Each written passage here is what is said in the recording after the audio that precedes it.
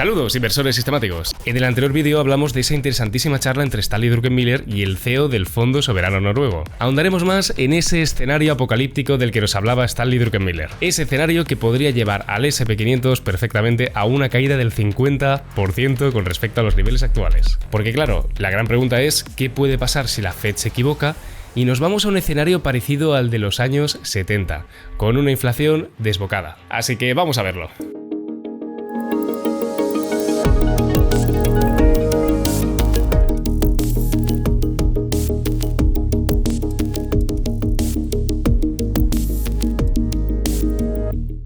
Antes de empezar, recordarte que la mejor inversión que puedes hacer en este momento es suscribirte a este canal. Coste nulo, un clic.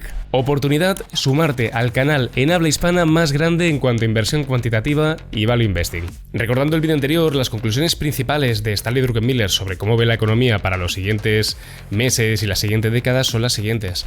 La primera buena noticia es que Stanley Druckenmiller no ve una recesión en los siguientes 3-6 meses, así que podemos respirar aliviados. También vimos cómo el mercado discrepa de la Fed, y es por ello que ahora mismo estamos viendo esa divergencia del bono soberano americano a 10 años, que está creciendo en rentabilidad cuando estamos en un periodo de bajada de tipos de interés, y teóricamente los bonos deberían seguir esa bajada de tipos. El mercado no compra que la inflación esté totalmente controlada. Y en tercer lugar, parece ser que la Fed va a seguir su narrativa y sus previsiones, porque desviarse de ese plan puede ser un infierno absoluto para principalmente el gobierno de Estados Unidos, para así conseguir financiarse a unos tipos de interés mucho más razonables. Porque claro, el principal riesgo que tenemos es que los déficits del gobierno americano y la situación de pleno empleo no tiene por qué durar para siempre. Y he aquí la conclusión del vídeo anterior.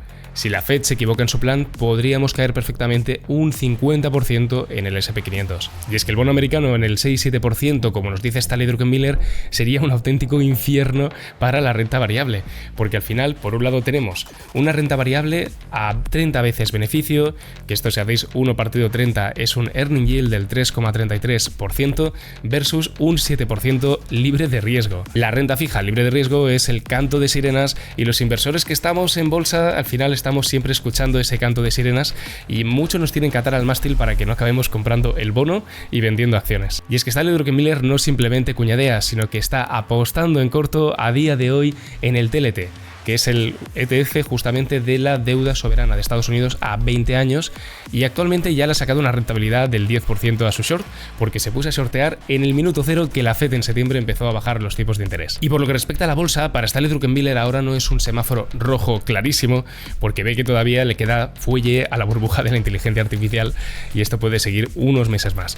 Pero sí que al menos para él es un semáforo amarillo de que hemos de parar verdadera atención a la situación actual de mercado y entender muy bien el contexto histórico, donde estos múltiplos vemos claramente que son una excepción y no la norma. Y ahora sí, una vez hecha esta introducción inicial sobre lo que vimos en el anterior vídeo, ya podemos pasar a hablar del peor cuento de Halloween para el inversor del S&P 500.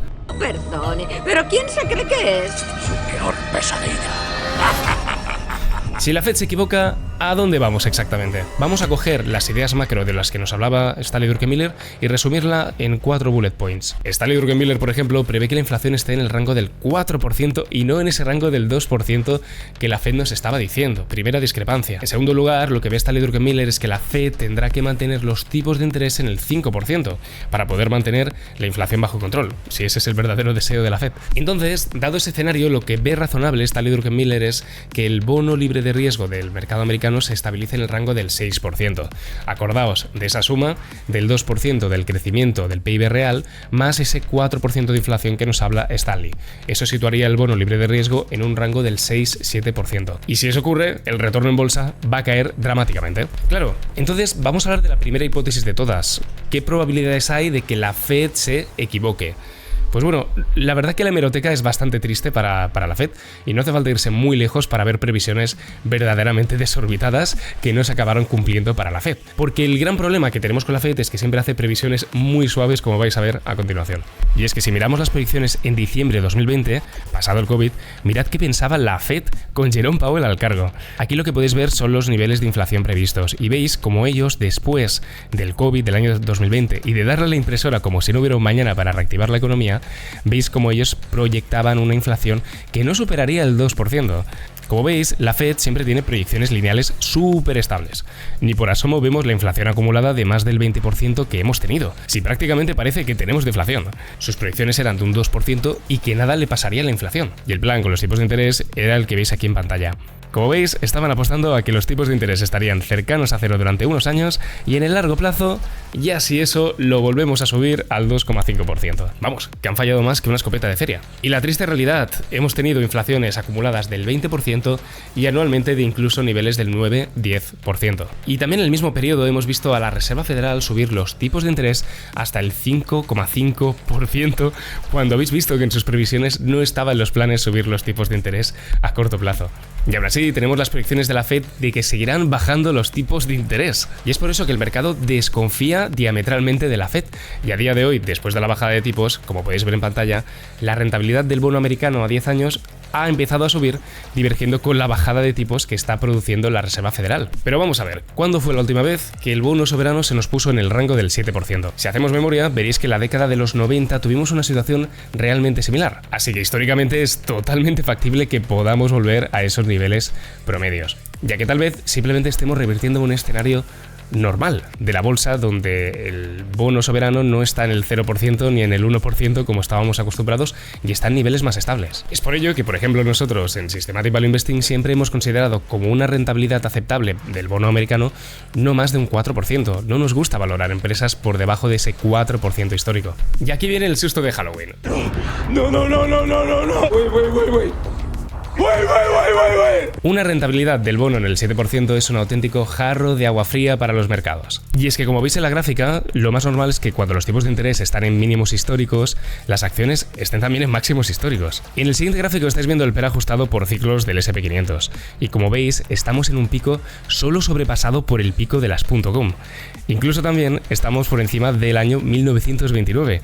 La media ya veis que está entre el 15 y 20%, pudiendo ir perfectamente a 10 veces beneficios cuando los tipos de interés se ponen mucho más altos. Y bajar de los actuales 37 veces beneficios a 15 veces beneficios es una caída de más del 50%. Puestos a hipotetizar sobre cuánto podría valer el mercado, vamos a ver un ejemplo en los años 70 de cuando el bono estaba en el 8%, ya que Stanley Druckenmiller dice que le está recordando el momento actual a la situación de los años 70. Que como veis, en el mismo periodo histórico, en 1970, teníamos en el mercado un PER de Shiller de 18 veces beneficios. Como veis, la historia puede no ser exactamente igual, pero rimar. Y es que estas 18 veces beneficios nos muestran que existe la posibilidad de que si el bono soberano se va al 7%, podamos perfectamente estar en 18 veces beneficios. Es decir, que solo la reversión a los múltiplos históricos ya nos podría llevar perfectamente en un escenario de calma sin recesión de los 6.000 puntos actuales a los 3.000 puntos. Y muchos podréis llamarme apocalíptico en los comentarios, pero no hace tanto estuvimos en niveles realmente cercanos a estos 3.000 puntos. Porque como veis aquí, el 14 de octubre del 2022 ya estuvimos en niveles prácticamente cercanos. Así que esta normalización de las condiciones financieras no me parece del todo descabellada. Y claro, ahora mismo la economía está yendo bien, estamos creciendo al 2%, el consumo está fuerte, seguramente debido a que todo el mundo tiene una alta proporción en activos financieros, como veis a continuación, que aquí en este gráfico, como veis en la parte de la columna de activos,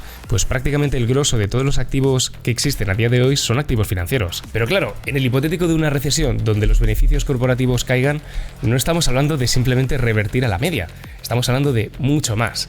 Y de ahí la gran pesadilla de la bolsa, el poder caer más de un 50% o incluso llegar al rango del 75% de caída. Pero dejémonos de películas de terror y vamos a lo práctico. ¿Cómo nosotros, como inversores sistemáticos, podemos protegernos ante este escenario? Lo primero que os diría es que a estos niveles tal vez sería buena idea empezar a buscar alternativas al S&P 500 tal cual lo conocemos. Que sé que a muchos de vosotros os ha dado muchas alegrías durante la última década, pero no os hagáis trampas al solitario. Lo que hemos tenido del 2014 al 2024 es una expansión de múltiplos de manual, donde el S&P 500 ha pasado de 14 veces beneficios a los actuales 30, 32 o en función de con qué métrica lo midamos, veces beneficios. Lo segundo que os diría es buscar alternativas dentro de la renta variable.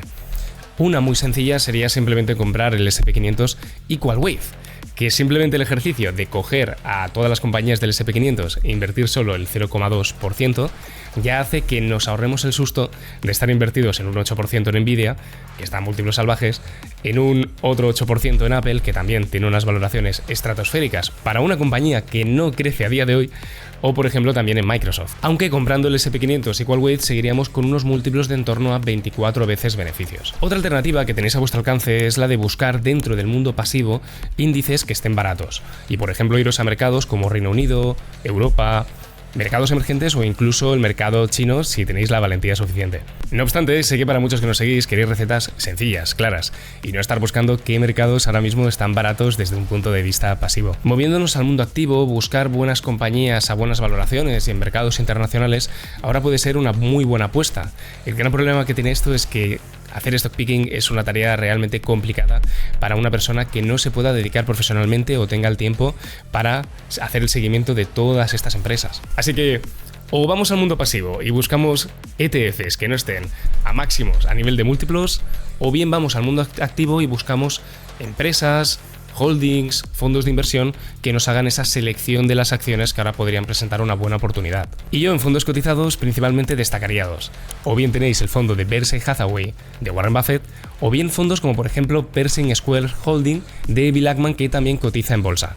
Y estos son gestores activos de gran prestigio que podrían ser interesantes en este momento. O si no, otra alternativa que tenéis en el mundo de la gestión activa es encontrar gestores que hagan por vosotros esa selección de empresas, lo que buena suerte encontrando a gestores que consistentemente batan al mercado. Seguramente la opción más razonable para el inversor que tampoco quiere liarse mucho es comprar el SP500 Equal Weight. Y justamente nosotros, aquí en Systematic Value Investing, nuestra obsesión, nuestra razón de ser, es coger el SP500 Equal Weight y mejorarlo.